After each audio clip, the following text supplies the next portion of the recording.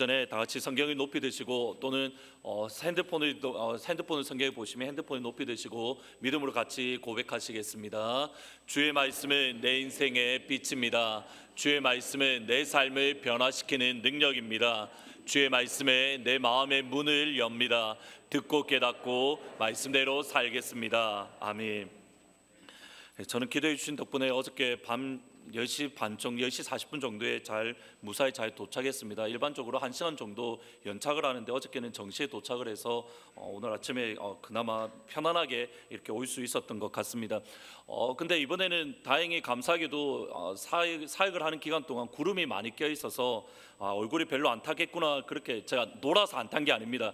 구름이 껴서 얼굴이 좀 덜 탔는데, 그래서 이번에는 그냥 편안한 마음으로 어저께 비행기장을 들어왔는데 출국 수속을 하는 가운데에 갑자기 이렇게 직원이 저한테 막 이상한 말을 하는 겁니다. 이 사람 무슨 말을 하지? 팔든 이러니까 그제서 영어로 막 이야기를 시작하는 겁니다. 제가 멕시칸처럼 보였던 것 같습니다.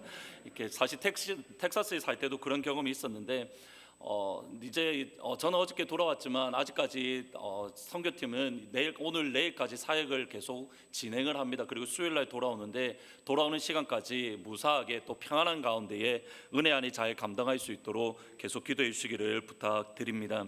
야고보서 기자는 하나님을 묘사하면서 이렇게 말을 합니다. 사람이 시험을 받을 때에 내가 하나님께 시험을 받는다 하지 말지니 하나님은 악에게 시험을 받지도 아니하시고 친히 아무도 시험하지 않으시느니라. 야고보서 기자가 볼 때에 하나님은 당신이도 시험을 받지 않으실 뿐만 아니라 다른 사람들 역시도 시험을 하지 않는다라고 분명하게 말씀을 합니다. 그런데 오늘 저희들이 잘 아는 아브라함의 창세기 22장의 이 사건은 그 첫 시작이 이렇게 시작합니다. 그 일 후에 하나님이 아브라함을 시험하려고 그를 부르시되, 한쪽에서는 하나님은 시험하지 않는다라고 말씀하시고 다른 한쪽에서는 하나님께서 시험하기 위해서 부르셨다라고 말씀을 합니다. 전혀 상반되는 말씀입니다. 이 반대되는 말씀을 저희들이 어떻게 이해해야 될지, 또는 이 두 본문은 서로 반대되는 말씀인지 저희들이 이 점을 염두에 두고 오늘 말씀을 대하시면 좋을 것 같습니다. 먼저 하나님께서 아브라함을 부르신 이 시점을 저희들이 살펴보실 필요가 있습니다. 저희들이 생각해 살펴보지는 않았지만 창세기 21장에서 하나님은 드디어 아브라함에게 그동안 약속하셨던 아들, 그러니까 25년 전에 약속하셨던 약속의 아들인 이삭을 그에게 주셨습니다. 그리고 그 이후에 어떤 일이 있냐면 아브라함과 블레셋 사람 아비멜렉 사이에 언약을 맺는 일이 있습니다. 이때에 아비멜렉과 군대 장관 비골이 아브라함을 향해서 했던 말이 이겁니다. 그때 아비멜렉과 그의 군대 장관 비골이 아브라함에게 말하여 이르되, 내가 무슨 일을 하든지 하나님이 너와 함께 계시도다. 이거는 지금 이방인이 하는 고백입니다. 아브라함과 함께 사는 사람이 아니라 이방인인 블레셋 사람인 아비멜렉과 비골이 아브라함을 보니 하나님이 당신이 무슨 일을 하든지 상관없이 하나님께서 당신과 함께 계십니다. 사실 이 모습이 하나님께서 아브라함에게 원하신 모습입니다. 곧 아브라함을 하나님의 나라의 한 모델로 세우시는 것입니다. 아브라함의 삶을 통해서 하나님을 알지 못하고 하나님을 배반하는 세상 가운데에, 열방 가운데에 하나님의 나라를 보여주고 하나님의 백성의 모습을 보여주는 것이 하나님의 뜻입니다. 곧 아브라함의 삶을 통해서 열방 민족들이 하나님께로 돌아오는 것, 열방 민족들이 하나님을 인정하고 하나님께로 돌아오는 것, 이것이 아브라함의 부르심입니다. 그리고 이 부르심은 이제 모두 다 이루어졌습니다. 이미 약속의 땅을 믿음으로 취했고 믿음으로 약속의 자녀를 얻었습니다. 그리고 21장의 이 사건을 통해서 이제 입양 사람들 역시도 하나님께서 아브라함과 함께 계신다라는 하나님의 역사를 인식하기 시작했습니다. 이 말은 이방인들이 아브라함을 통해서 하나님을 본다는 것은 이제 아브라함이 민족의 모든 백성의 민족의 복이 되기 시작했다라는 의미입니다. 그러면 이제 모든 것이 끝난 것처럼 보입니다. 실제 창세기 21장 22절 여기에서 하나님의 말씀이 34절에서 끝이 난다 하더라도 전혀 아무런 이상할 것이 없어 보입니다. 하나님께서 약속하셨던 모든 내용들이 다 이루어졌습니다. 창세기 12장에 보면 하나님께서 아브라함을 부르실 때에 세 가지를 보일 수가 있습니다. 먼저 하나님의 명령입니다. 너는 너의 고향, 친척, 아버지의 집을 떠나 내가 내게 보여줄 땅으로 가라. 하나님의 명령입니다. 내가 그곳을 떠나게 되면 그에게 약속을 주셨는데 두 가지 약속입니다. 너로 큰 민족을 이루게 하겠다. 땅에 대한 약속입니다. 내 이름을 창대하게 하리니 너는 복이 될지라. 너를 축복하는 자에게 복을 내리고 너를 저주하는 자에게 내가 저주하리라. 자녀에 대한 약속입니다. 그리고 그 결과 12장 3절에 보면 땅의 모든 족속이 너로 말미암아 복을 얻을 것이니라. 창세기 12장에 하나님께서 부르셨던 장면은 크게 이 세 가지 틀로 되어져 있습니다. 떠나면 내가 너에게 이것을 줄 것이고 그러면 너는 복의 근원이 될 것이다. 근데 이 모든 약속의 말씀들이 창세기 21장에서 모두 다 끝이 났습니다. 하나님은 그의 말씀에 있어서 항상 신실합니다. 하나님께서 아브라함에게 약속하셨던 모든 것들을 이루어 주셨습니다. 그런데 바로 그 시점에 성경은 다시 이렇게 시작합니다. 그 일 후에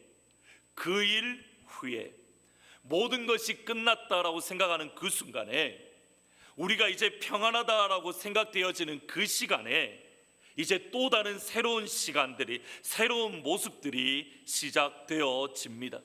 많은 경우에 있어서 저희들이 넘어지거나 또는 실족하는 경우가 여기에 있습니다. 이 모든 일 후에 우리가 해야 될 일이 모두 마쳤다라고 생각되어지는 그 시간, 사실은 하나님께서 저와 여러분에게 새로운 사명을 다시 한번 허락해 주십니다. 내가 이미 얻었다 함도 아니요 온전히 이루었다 함도 아니라 오직 내가 그리스도 예수께 잡힌 바 된 그것을 잡으려고 달려가노라. 형제들아, 나는 아직 내가 잡은 줄로 여기지 아니하고 오직 한 일, 즉 뒤에 있는 것은 잊어버리고 앞에 있는 것을 잡으려고 표대를 향하여 그리스도 예수 안에서 하나님이 위에서 부르신 부름의 상을 위하여 달려가노라.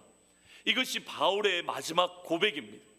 바울은 주님이 부르시는 그 시간까지 결코 그의 긴장의 끈을 놓지 않았습니다. 마지막 순간에도 바울은 이렇게 고백합니다. 내가 예수께 잡힌 바 된 그것을 잡으려고 나는 여전히 이 시간에도 표대를 향하여 달려가노라. 일반적으로 빌립보서는 바울이 1차의 로마 감옥에 갇혔던 때, 그러니까 대략 한 60년에서 62년경에 기록되어졌다라고 생각합니다. 그러면 대략 빌립보서를 기록할 때 바울의 나이가 대략 한 60대 초반, 50대 후반에서 60대 초반으로 이해를 합니다. 요즘에는 60대 초반 하면 아직 청춘이십니다. 요즘은 환갑잔치도 안 하시는데 다들 건강하십니다. 그런데 2000년 전으로 되돌아가면 60세는 정말 연로한 상태입니다. 그러기에 빌립보서와 거의 비슷한 시기에 썼던 빌레몬서에서 바울은 자식에 대해서 이렇게 말을 합니다. 내가 사랑으로서 간구하노라. 나이가 많은 나 바울이 본인 스스로 고백할 때 나는 나이가 많다, 나는 이제 연로하다, 연로한 나를 내가 긍휼히 여겨 달라. 이것이 빌레몬서의 핵심입니다. 더 나아가 바울은 그의 몸에 가시가 있었습니다. 저희들이 무엇인지 정확하게 알 수는 없지만 학자에 따라서 눈병이라고 말하기도 하고 어떤 사람은 간질이라고 말을 하기도 합니다. 어떤 건지는 모르지만 건강 역시 좋지 않았습니다. 그러면 이제 조금 쉬어도 되지 않겠습니까? 바울이 고린도전서 15장에서 하는 말이 이겁니다. 내가 다른 모든 사도들보다 더 많이 수고했다라고 말을 합니다. 그가 예수님을 만난 이후에 30년이 넘는 기간 동안 바울은 힘을 다하고 애를 쓰며 다른 예수님의 어떤 사도들보다 내가 더 많이 일을 하고 더 많이 주님을 섬기고 더 많이 주님을 위해서 헌신했다라고 본인이 말할 정도로, 모든 사람들이 인정할 정도로 바울은 힘을 다하고 수고했습니다. 그러면 이제 조금 쉬어도 되지 않겠습니까? 이제 조금은 편안한 시간을 보내어도 되지 않겠습니까? 근데 그 시간에 바울이 하는 고백이 이겁니다. 내가 이뤘다 함도 아니고 내가 이미 얻었다 함도 아니라 예수께 잡힌 바 된 그것을 잡으려고 나는 지금 이 시간에도 여전히 달려가고 있노라. 내가 경주를 마쳤다라고 나는 생각하지 아니하고 지금 이 시간에도 여전히 경주를 하겠다라고 고백하며 나아갑니다. 이것이 그리스도인의 모습입니다. 지금 제가 말씀드리고자 하는 것은 여기에 있습니다. 이제 이만하면 되었다라는 말은 기독교인에게는 적용되지 않습니다. 심지어 내가 하나님 앞에 선한 것을 모두 다 이루었다 하더라도, 하나님께서 나에게 주셨던 약속의 말씀이 모두 다 이루어졌다 하더라도, 그 이후에 또 다른 하나님의 부르심과 그 이후에 또 다른 하나님의 사명이 저와 여러분에게 놓여져 있습니다.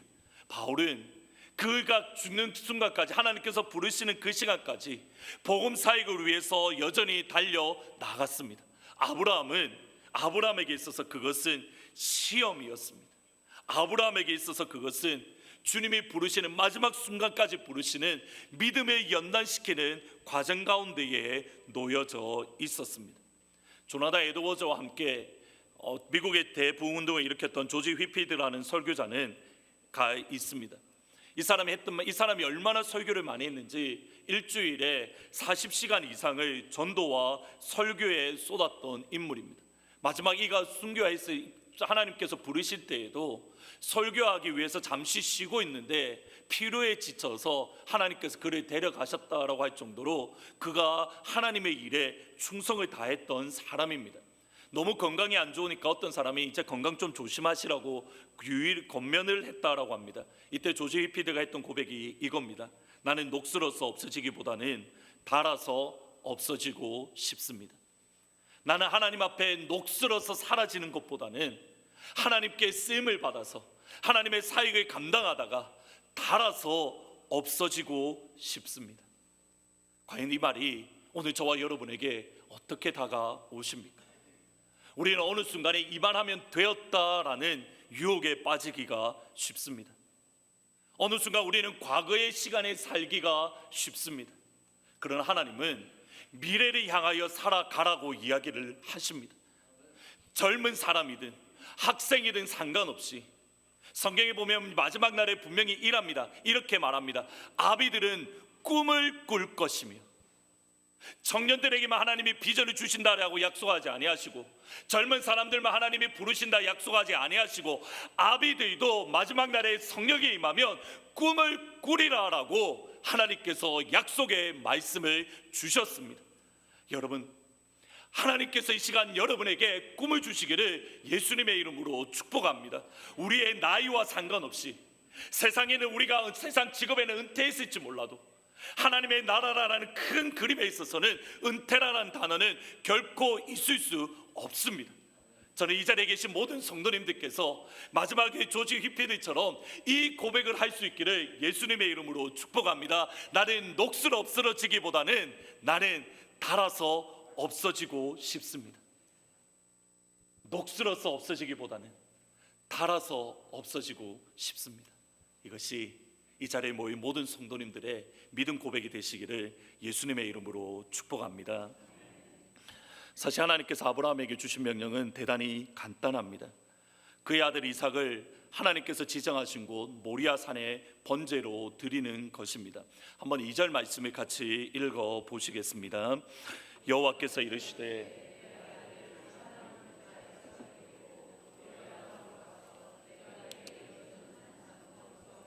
번제로 드리라.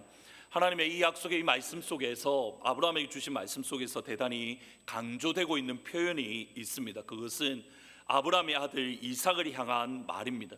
저희 성경에 보면 내 아들, 내 사랑하는 독자 이삭이라고 되어져 있는데, 히브리어에서 번역하면 또는 영어 성경에 보면 이렇게 되어져 있습니다.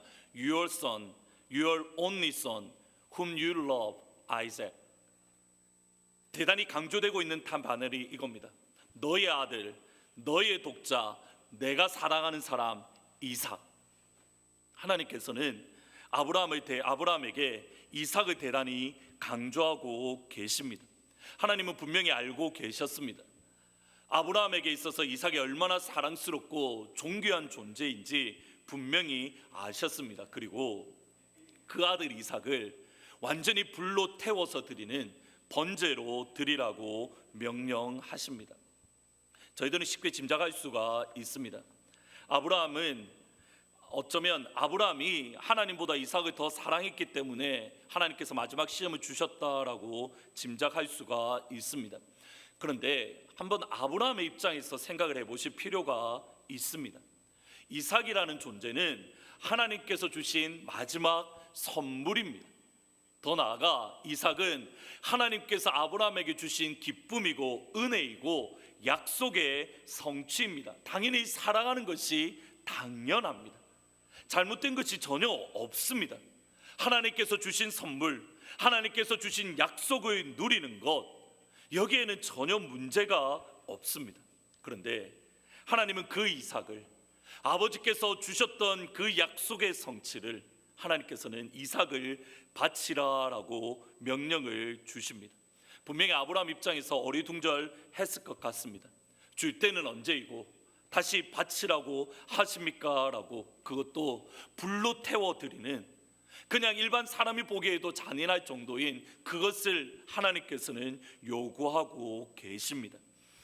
저희들이 관심을 가져야 될 것은 창세기 22장 2절과 3절에 있는 시간의 차이입니다.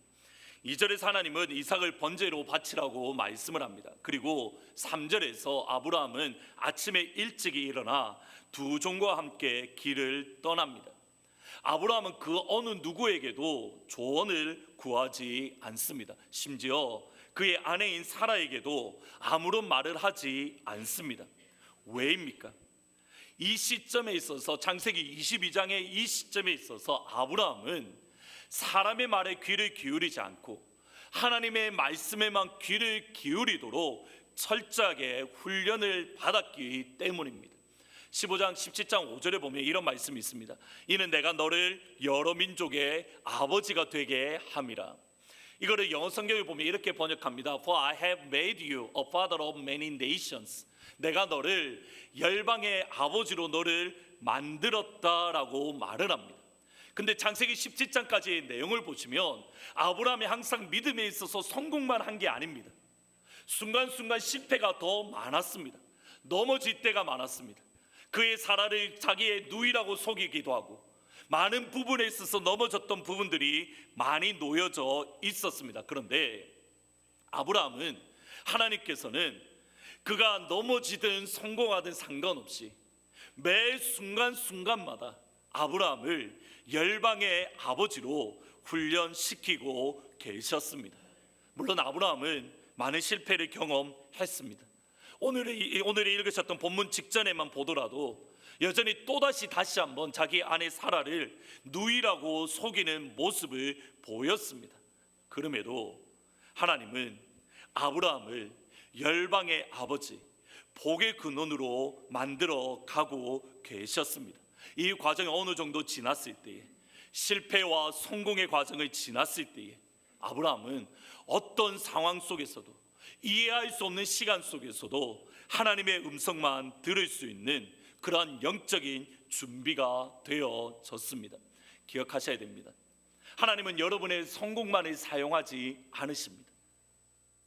때로는 우리에게 넘어짐을 아시고 그 넘어짐 속에서도 하나님은 하나님의 사람으로, 믿음의 사람으로 저와 여러분을 만들어 가십니다.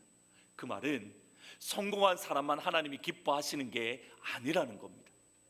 이미 저와 여러분은 넘어지더라도, 실패하더라도, 마귀에 의해서 우리가 죄를 짓더라도, 또다시 연약한 모습을 보인다 하더라도 요단강가에서 예수님을 향하여 하셨던 그 음성을 저와 여러분에게 정확하게 적용이 되어집니다. 이는 내 사랑하는 아들이요 내 기뻐하는 자라.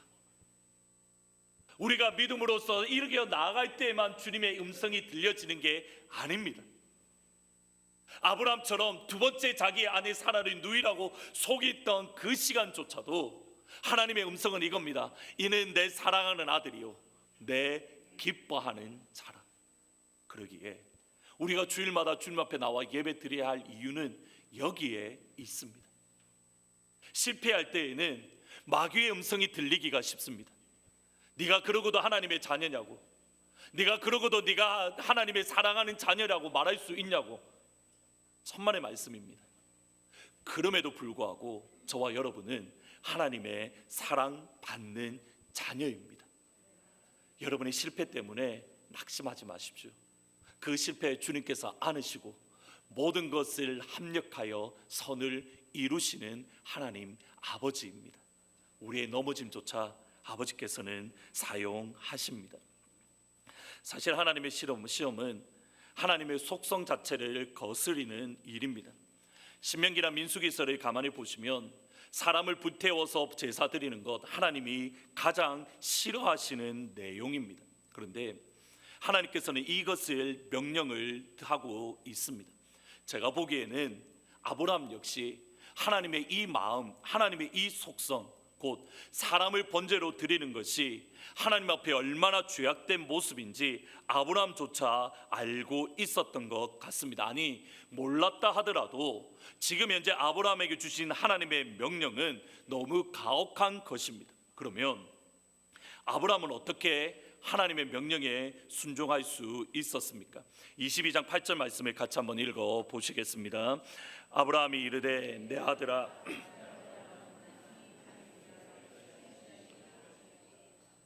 아브라함은 하나님이 누구인지 정확하게 알고 있었습니다. 지난 25년이나 넘는 시간 동안 경험을 통해서 하나님의 마음을 알게 되었고 하나님의 성품, 하나님의 속성을 분명히 알게 되었습니다. 다시 말씀드리면 이삭을 번제로 드리라라는 명령을 주셨을 때에 하나님께서 또 다른 의도가 있었다라는 것을 알았습니다. 이 말은 하나님께서 지금 아브라함을 향하여서 이 말은 아브라함이 그의 아들 이삭을 번제로 드리지 않겠다라는 의미가 아닙니다. 실제로 아브라함은 이삭을 죽이려고 했습니다. 손을 내밀어 칼을 잡고 그 아들을 잡으려 하니 11절에 보시면 여호와의 사자가 하늘에서부터 그를 불러 이르시되 아브라함아 아브라함아 하시는지라. 두 번을 불렀다라는 것은 대단히 긴급한 상황, 급박한 상황임을 뜻합니다. 따라서 실제로 아브라함은 이삭을 죽이려고 했습니다. 그런데 바로 그 순간에조차도 아브라함은 자기가 이삭을 죽이려고 했던 그 시간에조차도 아브라함은 하나님이 누구인지 믿었습니다. 그러면 아브라함이 믿은 하나님이 누구입니까? 5절에 보면 이렇게 말을 합니다. 이에 아브라함이 종들에게 이르되 너희는 나귀와 함께 여기서 기다리라. 내가 아이와 함께 저기 가서 예배하고 우리가 너희에게로 돌아오리라. 이것은 아브라함과 함께 떠났던 두 종에게 했던 말입니다. 아브라함의 고백을 잘 보셔야 됩니다. 우리가 가서 예배하고 우리가 너희에게 돌아오리라. 아브라함은 분명히 이삭을 죽이려고 했습니다. 하나님의 뜻도 알았습니다. 그런데 함께 가서 예배드리고 함께 돌아오겠다라고 말을 하고 있습니다. 이것을 히브리서 기자는 이렇게 말을 합니다. 그가 하나님이 능히 죽은 자 가운데에서 다시 살리실 줄로 생각한지라. 아브라함은 부활의 믿음을 가지고 있었습니다. 하나님께서 죽은 자를 살려주시는 부활의 하나님임을 분명히 믿었습니다. 그러기에 그의 아내 사라에게조차도 말하지 않았습니다. 어떤 면에서 우리의 믿음이, 우리의 신앙이 흔들리는 것은 사람의 조언, 사람의 말에 귀를 기울이기 때문입니다. 특별히 오늘날 저희들에게 있어서 이것은 대단히 큰 유혹입니다. 하나님의 음성은 직접 들리지 않는데 사람의 말은 직접 우리 귀에 들리기 때문입니다. 하나님의 음성은 손에 붙잡히지 않는데 사람의 음성은 손에 붙잡히기 때문입니다. 이것을 극복할 수 있는 것이 하나님을 깊이 알아가는 겁니다. 사람의 생각이 아니라 하나님의 마음을 우리가 더욱더 깊이 알아가야 합니다. 여기에 오늘 제가 드리고 싶은 말씀의 핵심이 놓여져 있습니다. 우리가 영적 침체를 극복할 수 있는 방법은 어디 있냐면, 우리가 시험을 당할 때에 무엇을 묵상하는가입니다. 하나님께서 아브라함을 부르시고 나서 3일이라는 길 동안 걸어가는 동안 아브라함이 묵상했던 것은 무엇입니까? 하나님이 왜 나에게 이삭을 죽이려고 하지? 왜 하나님께서 나에게 이삭을 뺏으려고 하지? 하나님께서 왜 내게 이삭을 번제로 바치라고 하지? 여기에 아브라함이 집중하지 않았습니다. 내가 사랑하는 아들이 잃게 되었다, 여기에 집중한 것이 아니라 하나님이 어떤 분이냐에 아브라함은 집중을 했습니다. 하나님은 죽은 자도 살리시는 하나님, 지난 25년이나 넘는 기간 동안 나를 죽음에서 건져주셨던 하나님 아버지, 아브라함과 이삭이, 아브라함과 사라의 몸이 완전히 죽은 것 같아서 자녀를 얻을 수 없는 그 상황 속에서도 하나님께서 나에게 자녀를 주셨던 그 아버지의 사랑, 친척 아버지, 친척 고향집을 떠나서 나 홀로 외로이 가나안 땅에 있을 때에 여전히 하나님께서 나를 붙잡아 주시고 순간순간마다 나를 인도하시며 나를 보호해 주시고 나를 지켜주시고, 여기까지 나를 지켜주신 하나님 아버지의 은혜를 아브라함은 3일이 넘는 기간 동안 그 하나님만을 생각하고 그 하나님만을 묵상하며 아버지의 사랑이 어떠한지 그의 10년 가운데에 깊이 생각을 했습니다. 그러기에 이삭을 바치라는 모리아 산에 설 수가 있었습니다. 우리는 거꾸로 하고 있습니다. 어려운 일이 당하면 어려운 일을 묵상하고 있습니다. 미운 사람을 만나면 미운 사람을 묵상하고 있습니다. 성경은 거꾸로 하라고 말합니다. 미운 사람을 묵상하는 것이 아니라 하나님을 묵상하라고 말을 합니다. 우리에게 주어진 어려운 상황을 생각하는 것이 아니라 그 상황 뒤에 역사하시는 하나님 아버지의 사랑을 기억하고 묵상하라고 저와 여러분에게 하나님은 말씀하고 계십니다. 그때야 한 걸음 한 걸음 가다 보면 도저히 할 수 없을 것 같은 모리아 산에 설 수 있는 겁니다.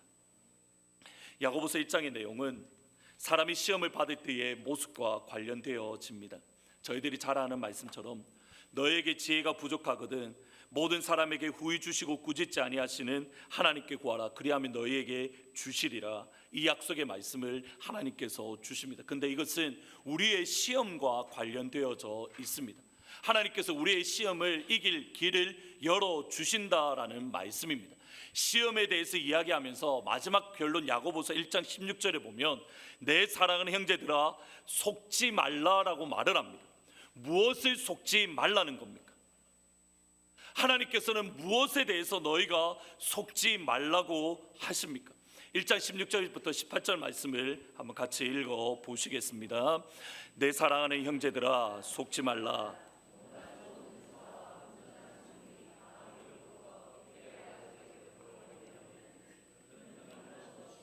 회전하는 그림자도 없으시니라.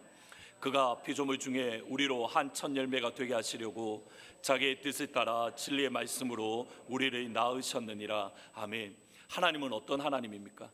온갖 좋은 은사와 선물은 빛들의 아버지인 하나님께로부터 내려오나니 그에게는 변함도 없으시고 회전하는 그림자도 없으시니라. 하나님을 생각하라는 뜻입니다. 우리가 순간순간 하나님을 묵상할 때에 하나님께서 여러분에게 요구하시는 모리아 산에 마침내 저와 여러분이 설 수 있습니다. 하나님을 바라보시고 하나님을 기억하십시오. 그러면 영적인 침체에서 빠져나올 수 있으며 우리의 신앙생활에 승리할 수가 있습니다. 마지막으로 하나님의 어떤 면에서는 하나님의 평가를 살펴보도록 하겠습니다. 하나님이 마지막 시험을 통과한 아브라함을 향하여 하나님은 이렇게 평가하십니다. 같이 한번 읽어 보시겠습니다. 사자가 이르시되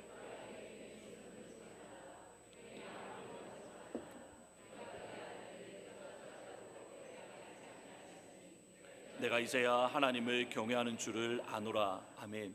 하나님께서 아브라함을 향하여 이렇게 평가합니다. 내가 이제야 나를 경외하는 줄 알았노라. 내가 이제 나를 경외하는 줄 알았노라. 그 다음에 잘 보셔야 됩니다. 하나님의 이 말씀을 들은 이후에 어떤 일이 벌어집니까? 13절에 보면 아브라함이 눈을 들어 살펴보았을 때에 뿔이 수풀에 걸려 있는 순양을 만나게 되어집니다. 그럼 이 양은 어디서 났습니까?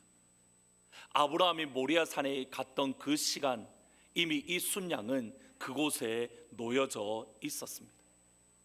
이삭을 바치려고 했던 그 장소에 이미 하나님께서는 순양을 준비해 두셨습니다.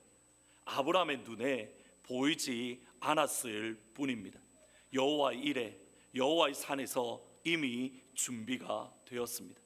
핵심은 여기에 있습니다. 우리가 하나님께서 준비하신 순양을 보기 위해서는 모리아 산에 가야만 하는 겁니다. 모리아 산에 가면 하나님의 준비하신 순양을 만날 수 있습니다. 그가 걸어가는 3일 길 동안 순양은 결코 보이지 않습니다. 이삭을 바치려고 준비하는 그 시간에조차도 그 순양은 보이지 않습니다.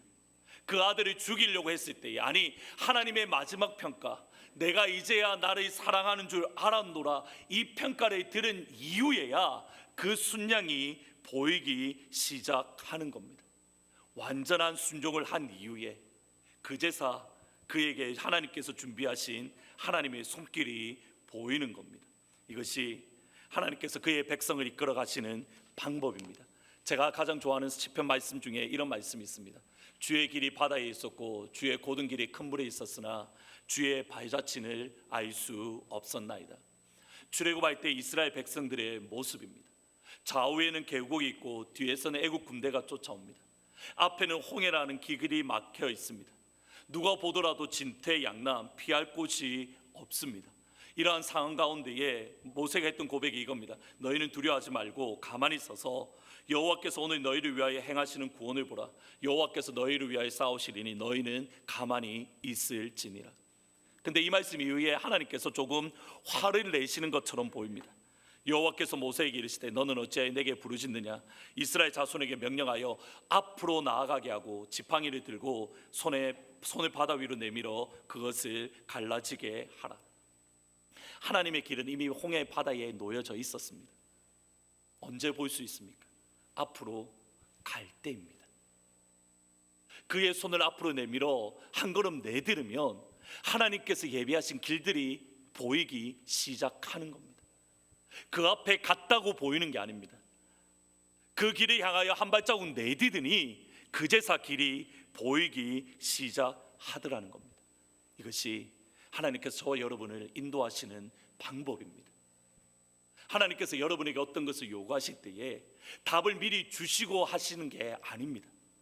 한 발자국 내디디면 그때에서 하나님께서 준비하신 여호와 일에 모리아 산에 도착하니 그제서 하나님의 예비하심이 보여지기 시작하는 겁니다. 이번에 단기 선교를 갈 때에 사실은 여러 부분에 있어서 조금 힘들었던 부분들이 사실 많이 있었습니다.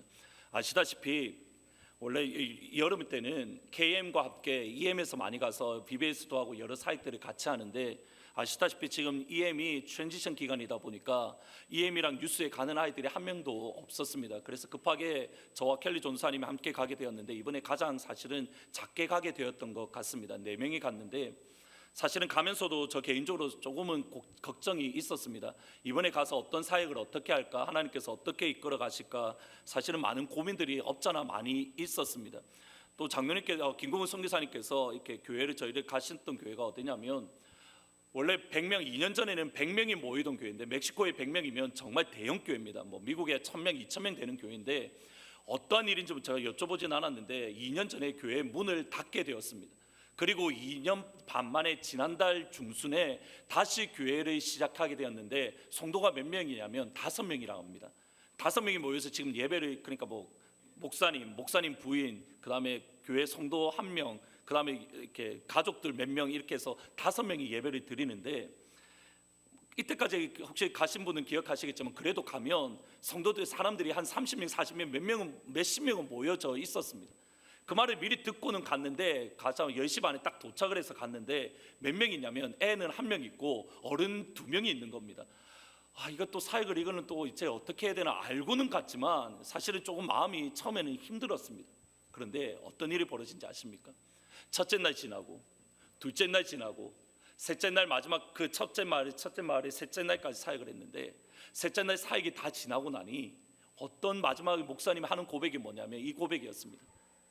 지난 3일의 사역을 통해서 15명의 성도들이 사람들 동네 마을 사람들이 내가 이제 교회에 오겠습니다라고 주소를 주고 이름을 주고 나에게 오겠다라는 약속을 주었습니다라고 고백하는 겁니다. 지난 사역의 기간 동안 제가 그렇게 사역을 많이 갔지만 전 별로 그런 경험들이 별로 없었습니다. 4명이라는 작은 숫자가 같다 하더라도 하나님께서는 그곳에 갔을 때에 새로운 교회가 열어지는 겁니다. 하나님의 교회가 다시 한번 열려져서 하나님의 교회가 든든히 서가는 계기가 이번 단기 선교를 통해서 일어난 겁니다. 또 다른 한 교회는 유카탄 센터에 또 다른 한 교회가 사실은 어저께 금요일 날 설립 예배를 드렸습니다. 김고우 선교사님이 포포팀인도 어린아이들 사역을 하는데 이 어린아이들이 교회를 근처에 교회를 가지 않다 보니 이 어린아이들이 교회를 가야겠다라고 교회를 시작하겠다라고 했는데 마음도 드시고 현지인 동력자 목사님과 함께 교회를 이제 주일에 여는데 그 교회에도 사실은 몇 명이 오겠냐고 하냐면 아무도 성도가 한 명도 없습니다. 다행히 오겠다고 했던 사람들이 아이의 부모님이 한 10명 정도가 10명에서 15명 뭐 목사님의 친척이나 그런 부분들에 해서 기존의 성도들에게 해서 15명이 오겠다라고 말을 했다고 합니다. 그날 오전까지만요. 근데 당일날 몇 명이 온지 아십니까? 그쪽 마을에서 모든 사람들이 다 합쳐보니 어린아이 포함해서 50명, 60명이 넘게 그곳에 왔습니다. 하나님의 역사는 그곳에 가면 보이는 겁니다. 이 자리에서는 우리가 어떤 일을 어떻게 할 수 있을까 아무도 몰랐습니다.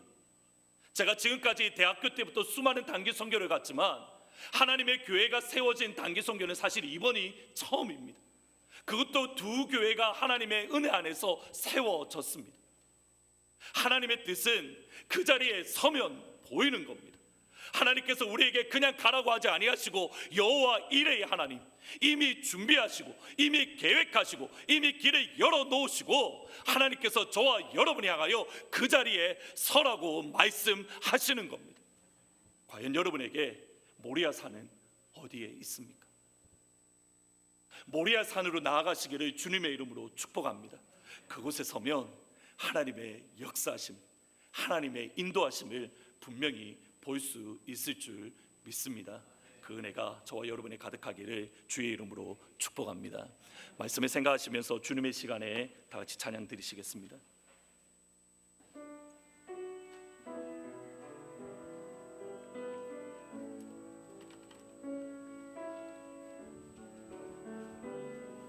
주님의 시간에